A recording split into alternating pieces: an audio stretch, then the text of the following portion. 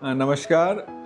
मैं डॉक्टर विनीत यादव फिर से एक बार आप सबके मुखातिब हूँ और आज हम बात करेंगे कॉमन एक परेशानी पहले जो ओल्ड एज लोगों को हुआ करती थी और आजकल जवान लोगों में भी हो रही है, और वो परेशानी है कमर दर्द। कमर दर्द के बहुत सारे कारण होते हैं और मुख्यतः ये एक उम्र दराज लोगों में हड्डी कमज़ोरी की वजह से होता है, और यंग लोगों में भी इसकी आजकल जो संख्या है वो देखी जा रही है कि काफ़ी तेज़ी में बढ़ रहा है। इसके होने के बहुत सारे कारण हैं। मुख्यतः गलत तरीके से बैठना या हमारा जो इसको पोस्चर बोलते हैं वो नहीं मेंटेन करके रखना, उसकी वजह से कमर दर्द एक मुख्य कारण है। दूसरा, महिलाओं में होने वाला जो कमर दर्द है वो बहुत बार उनके मासिक में परिवर्तन या मासिक में कुछ भी गड़बड़ी है उसकी वजह से भी होता है।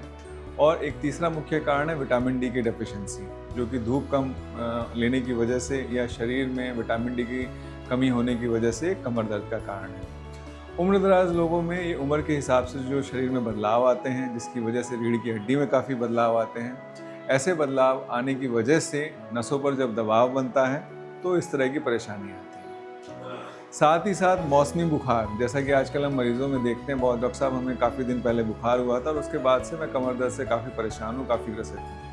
तो जब इस तरह की परेशानी होती हैं तो मरीज़ हमारे पास आते हैं कि हाँ, ये दर्द है, इस तरह की परेशानी। अब हम बात करते हैं इसके निदान की। देखिए, जो यंग लोगों का जो कमर का दर्द है वो अपने आप से ही अपना पोस्चर मेंटेन करने से या फिर उनकी दिनचर्या को ठीक तरह से करने से वो ठीक हो जाता है।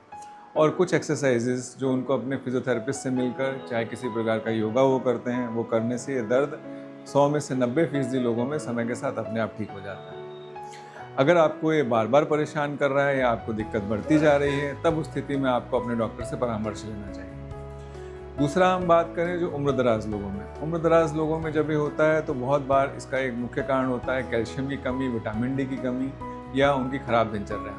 तो उनको डाइट में अपना कैल्शियम ज़्यादा लेना चाहिए। उनको दूध या दूध से बने पदार्थ जिसके के अंदर कैल्शियम ज़्यादा होता है उसका सेवन ज़्यादा करना चाहिए। साथ ही साथ उनको अपने शरीर को नियमित रूप से धूप भी लगानी चाहिए, जिसमें कि हम मरीज़ों को बोलते हैं कि सुबह के समय की धूप सबसे बेहतर होती है, उसको लेंगे तो ज़्यादा अच्छा रहेगा।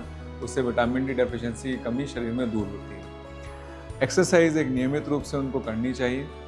और तीसरी तरह के जो बुखार, जिसके कमर दर्द जिसकी हमने बात की थी, जो बुखार आने के बाद मरीज़ों में होता है, वो कमर दर्द कसरत करने से और कुछ दवाएँ, जो कि अगर आपका बुखार होता है, इसको हम एक तरह से रिएक्टिव आर्थराइटिस भी बोलते हैं, बुखार आने के बाद हो सकता है, तो वो स्वतः ही अपने आप ही 2 से 3 हफ्ते में, नहीं तो कुछ लोगों में कुछ लंबा भी खींचता है, 4 से 6 हफ्तों में अपने आप ही चला जाता है।